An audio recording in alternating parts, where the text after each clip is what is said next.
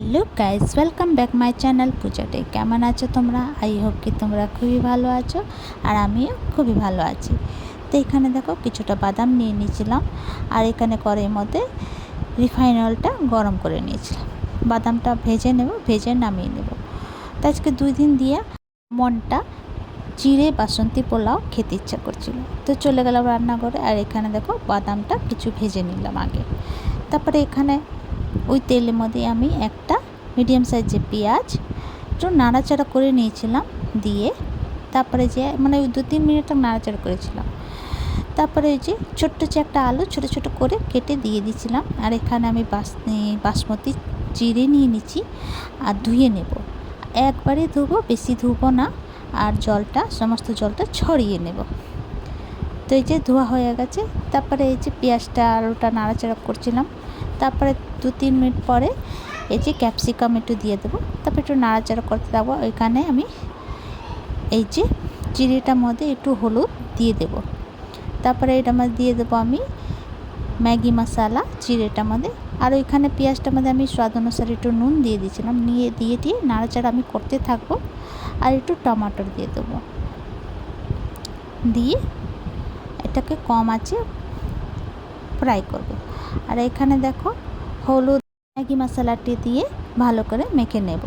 তারপরে এর মধ্যে দেব একটুখানি চিনি আর ঘি দিয়ে ভালো করে মেখে 5 মিনিটের জন্য সাইডে রেখে দেব। তো এখানে আমার মাখা হয়ে গেছে, এবার রেখি সাইডে। আর এখানে আমি কাঁচা লঙ্কাটা দিয়ে দেব, তারপর ফ্রাই করব। তারপরে আমি দিয়েছিলাম একটু কাজু দিয়ে একটু নাড়াচাড়া করেছিলাম। তো তোমার যতটুকু স্পাইসি খাওয়া ইচ্ছে ওই হিসাবে দিও। তো আমি একটু কমই দিলাম, 2টোই কাঁচা লঙ্কা কুচি কুচি কেটে দিয়েছিলাম। তারপরে এখানে দেখো চিড়েটা যে মেখে রেখেছিলাম ওই চিড়েটা দিয়ে দেব, দিয়ে কম আঁচ করে এটাকে ফ্রাই করব। 6-7 মিনিট তক ফ্রাই করতে আছে ভালো করে।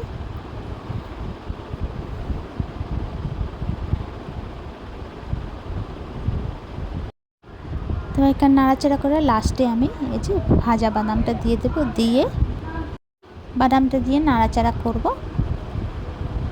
তারপরে এই যে আমার বাসন্তী চিড়ে পোলাও রেডি।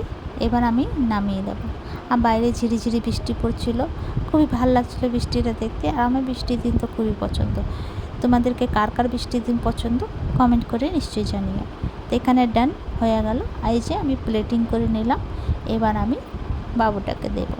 তো তোমাদেরকে আমার ভিডিওটা কেমন লাগলো, ভালো লাগলে প্লিজ লাইক শেয়ার কমেন্ট করো, সাবস্ক্রাইব করে দিও। আবার নতুন ভিডিওর সঙ্গে দেখা হবে। তো তোমরা সবাই ভালো থেকো, সুস্থ থেকো। ভিডিওটা কেমন লাগলো কমেন্ট করে জানিও। আবার ফেসবুক দিয়ে দেখো তো ফলো করে দিও, আর ইউটিউব দিয়ে দেখো তো সাবস্ক্রাইব করে দিও। ভিডিওটা কেমন লাগলো প্লিজ কমেন্ট করে জানিও, প্লিজ সাপোর্ট করো।